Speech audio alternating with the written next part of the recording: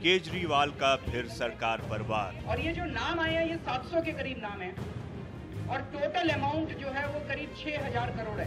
क्या भारत सरकार गिड़गिड़ा रही है इन सब लोगों, इन सब अपराधियों के सामने? काले धन पर नेता, उद्योगपतियों पर निशाना।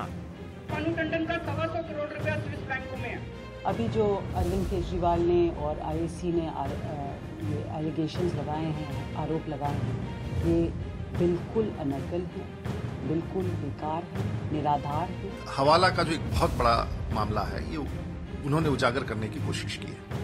यदि उनके बातों में दम है और उन्होंने तथ्य रखे हैं तो निश्चित रूप से चिंता का विषय है। अरविंद केजरीवाल के बारे में मैं कुछ नहीं बोलूंगा।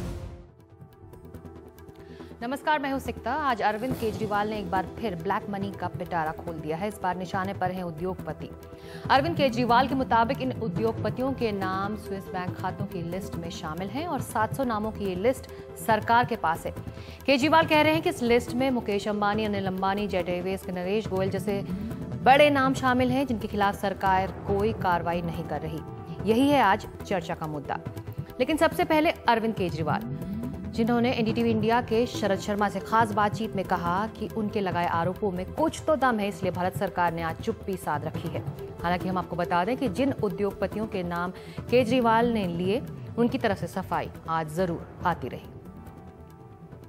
700 लोगों के नाम हैं। ये तो संसद में बताया गया। ठीक है। 3 लोगों, उस 700 लोगों में से 3 लोगों के यहाँ रेड हुई। उनके आपको स्टेटमेंट दे दिए। आप अपनी कैमरा टीम उन 3 लोगों के यहाँ भी भेज दीजिए, वो भी बता देंगे। उसके अलावा जिन लोगों के नाम मैंने बताया, जो फ्रांस से सीडी आई है, मुझे बताया गया है वो सीडी केवल एक्सेल शीट है। यही लिखा हुआ है जो मैंने आपको लिख के दिया। वो फिर वही होगा ना कि उसकी ऑथेंटिसिटी क्या है कि कैसे मान लें? मेरे को कॉपी मिल जाती तो आप कहते ये क्या, कैसे माने कि ये फ्रांस से ही आई है? तो सवाल तो उठेंगे ना उस पर। नहीं, बिल्कुल उठेंगे।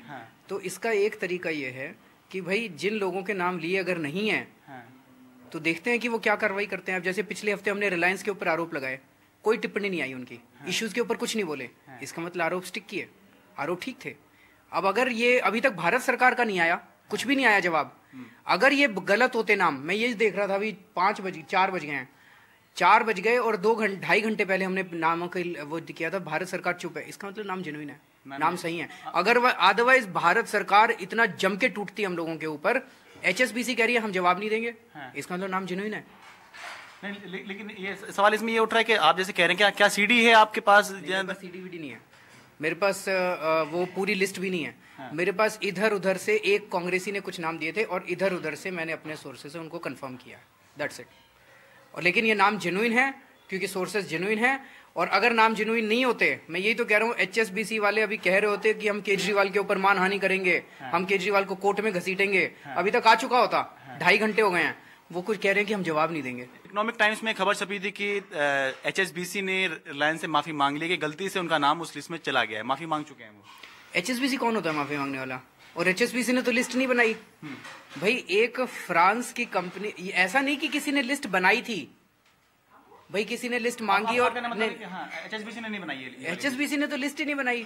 फ्रांस की एक कंपनी ने HSBC के एक सर्वर को वो करके और वहां से लिस्ट निकाली है।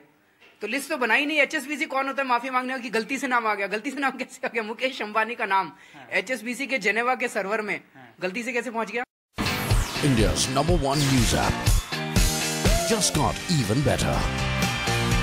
Download NDTV's new app. Fully optimized for retina display. Full screen view. Faster response time. And Sudoku. NDTV's new iPad app. Download now.